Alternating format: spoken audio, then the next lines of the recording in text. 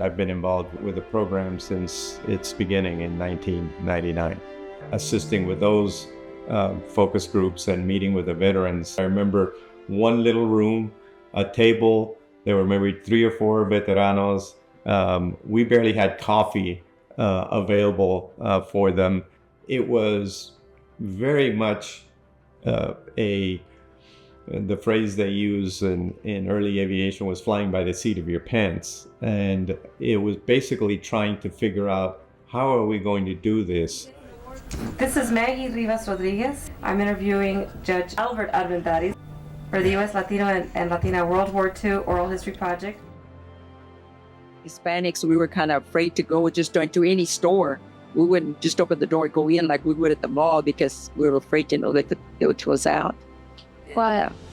Because they were like that, and sometimes they didn't want to serve you. You were commanded to take certain positions and to defend certain positions, and you were shot at, and it was, you were in the trench, of course.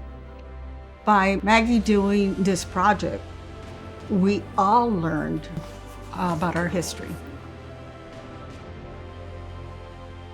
During World War II, I had my dad and his 4 brothers, who were my uncles, served in World War II. 5 served. Nobody in the family, I'm 76, and nobody in our very close-knit family told me, oh, your Uncle Tomas got 2 Bronze Stars. That's important. Why is it that we're not in those movies, and why is it that we're not in those books? They feel as if nobody knows that there were Hispanics like at Benicia at D-Day, and they feel that they made their contributions, and why is that not part of the whole story? My father was just thrilled that Maggie was doing this because he felt that Mexicanos didn't get recognition written about, and they were being left out of how they contribute to the United States. As you know, we have very little of that history also seen in movies, on television. The whole culture is not well represented, and so Voces adds a very powerful component to our understanding of the Latino community, that they see the real stories, not what has been portrayed in media for so long. In the early years of Voces, I'm glad I was able to assist your efforts by helping to secure funding to expand your program to include Korean and Vietnam-era veterans. The Voces Archives now provides future generations with important information about our Latino veterans who have served with distinction our great nation. Now it's expanded to include artists, musicians, other politicians, people who are real leaders in our community, capturing those voices and those stories that frankly have never been told. And Voces is giving voice to those stories. January 13, 1942, we went 190 women and 5 officers. As of this day, all the officers have passed on, as of today.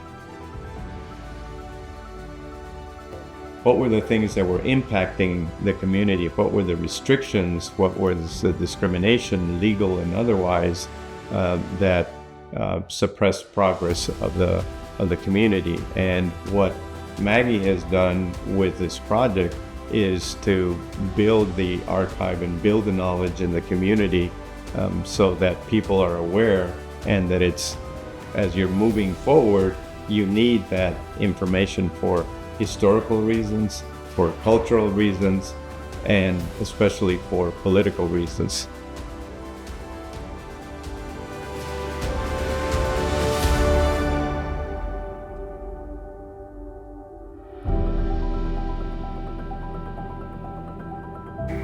Marta Tijerina was born in Monterrey, Mexico in 1946, but grew up in Laredo, Texas.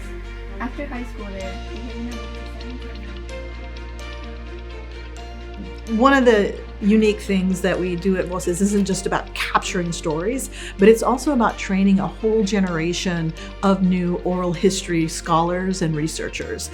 So giving them the tools and the on-hand, like real life experience of how to do an oral history and how to do it well.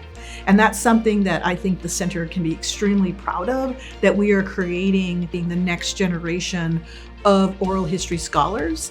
And we've done that through not just teaching and training, but giving them hands-on experience in doing that. And it feels really good to say, wow, 25 years have gone by and the effort is still continuing. And how many of these types of projects have really gone on for 25 years? Not many. I think the work that has been done at Voces is critically important. People really are starting to understand the importance of the archive itself, because it tells a different story, an important story that is behind an object that you might see displayed in a gallery, whether it's art or whether it's historical. That behind the scenes kind of perspective is something that I'm seeing that is drawing more and more interest in the field that I have been involved with for almost 40 years now. So if you love the work that you see, if you love what we're doing at the center, I ask you to please consider making a gift. We need it to continue capturing these stories. We need it to be able to do the work that is so important so that these stories don't get lost, because they will get lost. If we don't capture them now, they will forever be lost. I'm reminded of a saying my grandparents, my paternal grandparents especially, would use, and that is, al que no habla, Dios no lo oye. And, if you don't speak up, God doesn't hear you.